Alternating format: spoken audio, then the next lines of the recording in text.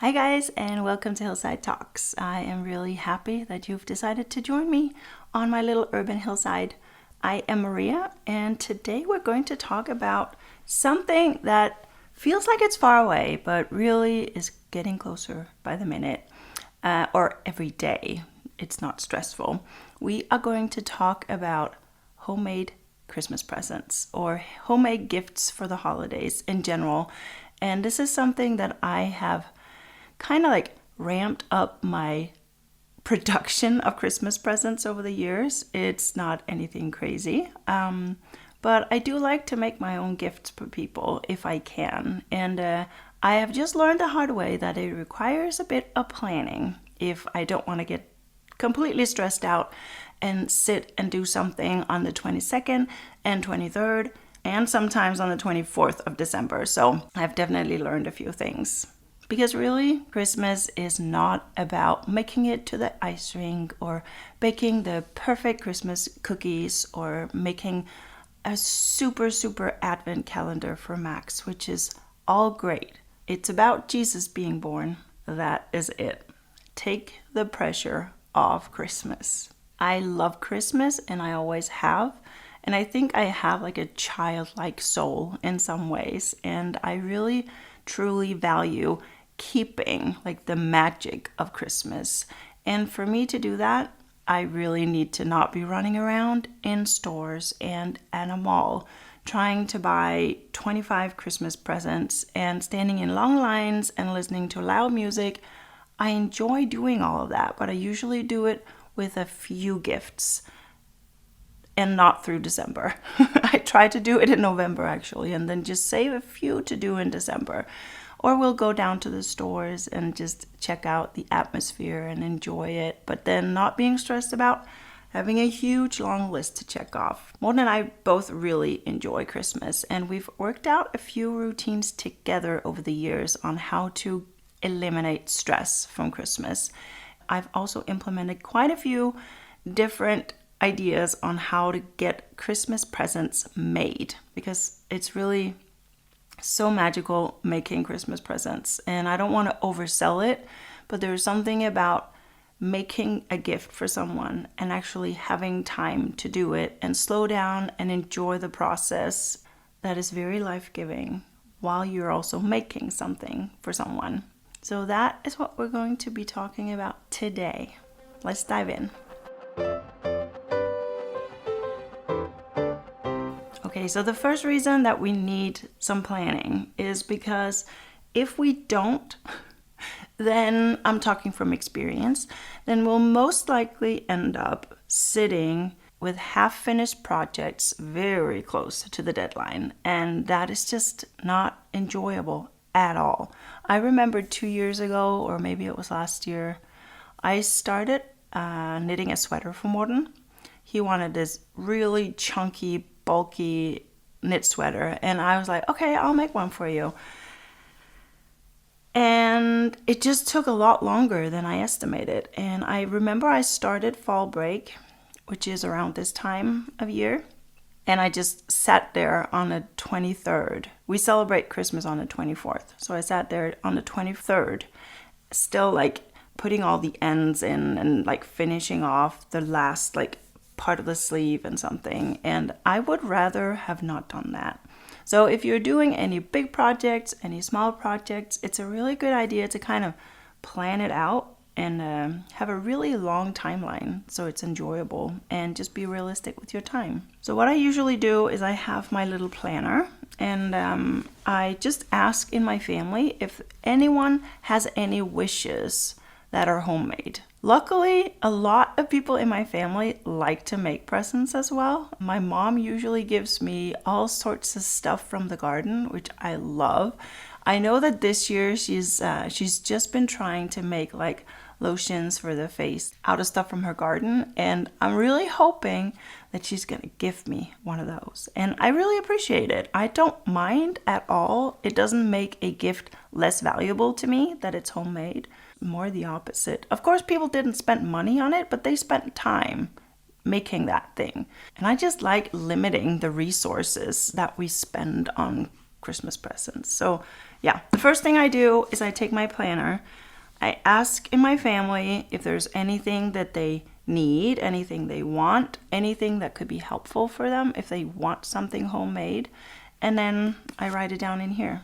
So I have usually a page every year, and I just start writing down every person, and then through like a month or two, I'll have this space in my planner where I know that I can jot things down. I know a lot of people like to have it in their phones, and it's great if that works for you. I really like having a physical copy where I can just write down ideas. It just feels like I can have everything on one page. I can see everything at the same time, and it makes it easier for me to plan, I feel like. So when I asked my family this year, my mom actually said that she would like a sweater this year, and it's quite a big gift. It takes a long time, but I really enjoy knitting, and I know that she's a woman who will use her clothes for decades. So I'm pretty sure that if I knit a sweater for her, he'll get a lot of use out of it. So we actually prepared in the spring. We went on a little shopping spree. I popped her in a cargo bike. It was really fun. We visited 4 different yarn shops in the area and ultimately decided on the very first that we saw. She bought the recipe, she bought the yarn. So that was the deal. She did that, and then I would spend my time knitting it.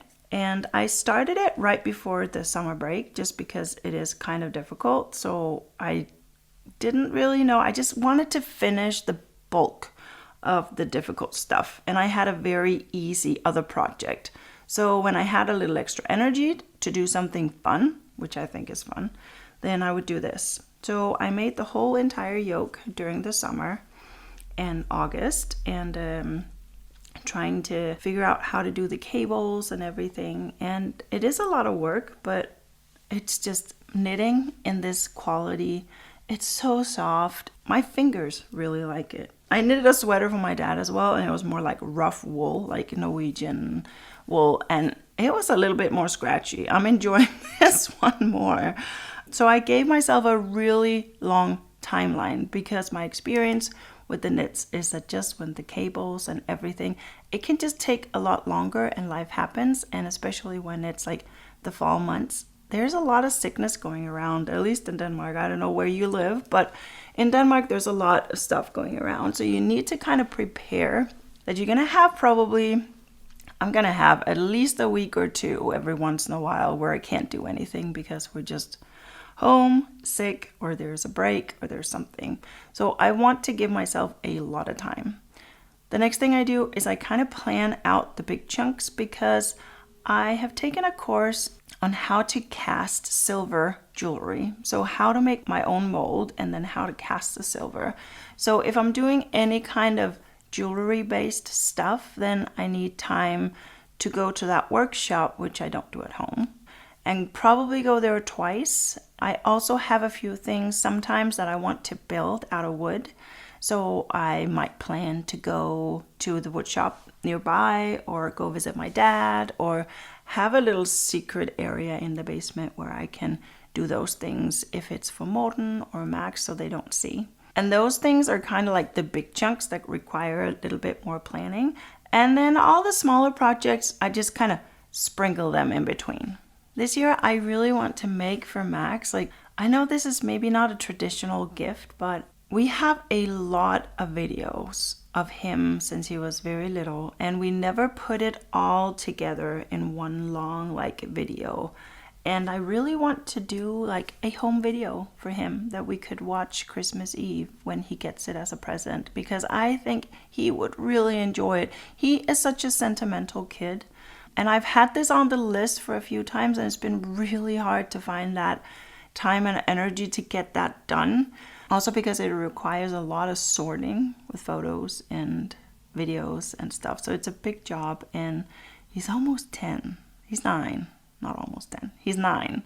So there's quite a lot of video in there to go through. Yeah, I just want him to have it. It's also really good for us, I think, for Morten and I to have a deadline with that so we actually get it done. That is not something that costs anything, but it's something that takes quite a long time and quite a lot of energy and like finding that energy at night and sitting and doing that project, but it's something I really want to get done. I also really want to give him, like, he has a baby book, like a scrapbook with all the photos and fun little trinkets and stuff. And it goes from when he was born up to like sometime during 2020, I think. So he has roughly for the first 4 years, but I want to make from 4 to 8 now, 9. Because he loves pulling out that book, looking at the pictures, and again, he's a sentimental little dude, and I love that. He also would like some PJs. I made some pants for him already, but he really wants a set, which is really cute. So I bought some fabric, and I'm gonna make him some cute little PJs out of blue and white stripes. I think that'll look really cute on him. When I make homemade gifts for people, I really try to consider their love languages as well. Of course, all this doesn't only apply to Christmas presents.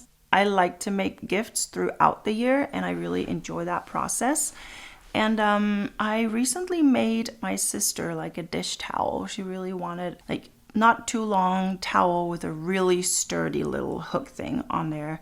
And so I brought out my crochet needle and I gave it a go. I've crocheted a little bit, but not too much. But I just find that for towels that you use in the kitchen, it needs to be thicker. It needs to be like sturdy and long lasting because it gets used a lot. So I made one of those for her. I just really enjoyed making all of the colorful little stripes on there. It was a lot of fun. And then for my friend who also had a birthday, I made 3 little washcloths. I've actually had it on my wish list for years for someone, like a free recipe that people could take that recipe and then knit that washcloth for me. And no one did, not yet. And so I thought, well, it's a fun little project, and I know she has like her evening routine, and I just wanted her to have something that was like where she would feel love from a friend. And at night, after a long day, she has 3 kids and it can get a little crazy sometimes. I wanted her to have something where she can kind of like, someone really appreciates me for who I am, even if the kids did not today. Or I'm a beautiful woman created by God just the way that I am, and people love me as I am. And I think that's the beautiful thing about making stuff. We have some friends who celebrated their 25th wedding anniversary, and we got to go to that. And I was like, well, they have everything. They don't really need more items. So I made them 10 envelopes, and on each envelope it would say what month it was for, and it would give them an address on where to go. It would also have a budget on there if there was an entrance fee. I put phone numbers on there if it was something they needed to book. Like there was one month, I think November, they are going to a cafe and they need to reserve a table. So I put the phone number on there and the opening hours and stuff. And then when they get there, they open the envelope and there are some questions for them to talk through. They luckily appreciated it. I'm really grateful. It took quite a long time to do it, but it didn't cost anything, and I really enjoyed doing it. And I love coming up with things like that. And that is another thing that I feel like when you make presents for people, you can be very mindful of their love language. I don't know if you're familiar with the 5 love languages, but it's a great tool. I think the book came out probably at least 20 years ago or something, 20 years, yeah. And it states these 5 love languages, and the basic premise in that is that it doesn't have the same effect showing love to someone if it isn't in the language that they speak. So if your friend has words of affirmation as a love language, sometimes, yes, the present in itself counts, but a lot of times they'll actually appreciate the card even more, because in that you can really write out what you love about them, what you see in them, what success you see that they're having in their life, and what they really excel at, and how you appreciate them as a friend. So I always put a bigger emphasis on the card when it's someone where I know that their love language is words of affirmation. If it's quality time together, it could be something like planning a picnic that you guys can do together, or doing a course together, making sushi, learning how to cook something interesting. It could also be super low-key, taking them to a cafe and giving them a coffee and then having some questions prepared that go deeper, because people with quality time as a love language often really appreciate the deep conversations. And I love that too. It's my love language is time. I really appreciate getting stuff like that. And it doesn't have to cost much. It's the effort that people put into it and knowing that your friends really know you and they know how to show you the love that they intend to show. So that's what I tend to do if people's love language is quality time. Spend time together. Go to a show, go to the theater, go out for a cup of coffee, make them a picnic, do a scavenger hunt, deep questions, deep conversation. That is what I aim for, if that's the love language. There's different approaches to every love language. The last two are gifts, which is a little more obvious, and physical touch. So maybe you could offer your friend a massage. You could give them a massage gift card. These are just some ideas and something to consider, that if you want your present to really pack a punch, then it's a good idea to consider what their love languages are. Some people don't care that much, and it's fine, and then you'll know that as well. But some people do. It can be really powerful to lean into those love languages. I'll leave a link to the book down below so you can check it out. I think it's a great tool. Morten and I have been conscious about it, and I think it's just an easy way to talk to your friends about what actually fills them up and what actually makes them feel valued and loved and seen in a friendship. So I'll leave a link down in the description. For the planning of it, I already touched on this, but I would say that I always start at the latest September or beginning October, depending on how many things I want to make. But this is just my experience, that if I am to enjoy the process, it needs to be slow. Otherwise, I just get stressed out. I get frustrated with myself for not seeing it come to that, and I want to be able to enjoy the season as well. But it's great to make presents at night during the fall months because it's getting darker. Here we've lost so much daylight already. I'm in Denmark, in Scandinavia, and it's gonna get a lot darker. But it just makes Morten and me go in that mood of just wanting to snuggle up at night and drink something warm and light a candle. And that is a perfect setting for making gifts, especially if it's something that you can sit and do on the couch, like knitting or crocheting. And then I would really encourage you, while you're making these gifts, to make it even deeper and more meaningful to you as well. Meditate on what's at the core of Christmas. It's not about checking the boxes for seeing all of the Christmas markets, even though that is fun. It's not about having to go to the ice rink or buying the perfect tree or buying expensive presents for everyone. It's about Jesus being born. He is at the core of Christmas. Without him being born, we wouldn't celebrate anything. So maybe try and lean into that during this upcoming season. The gratitude for the people that you have.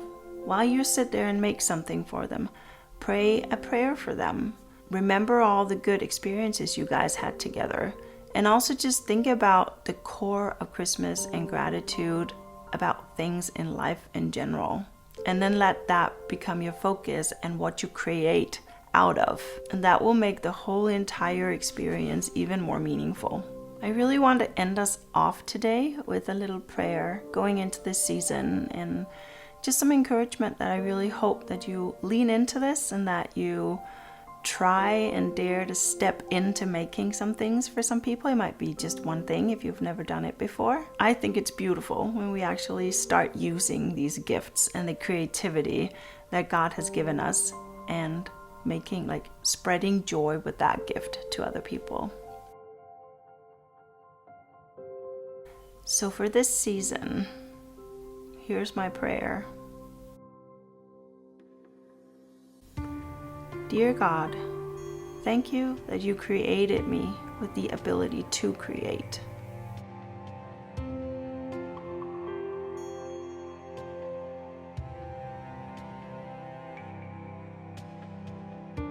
thank you for being with me as I make this gift. Help me be brave and find the courage to know that I have abilities to make stuff and let go of the fear that people won't appreciate it.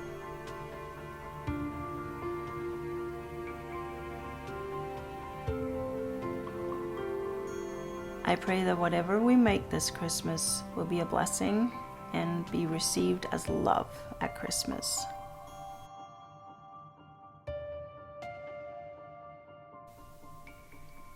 Amen.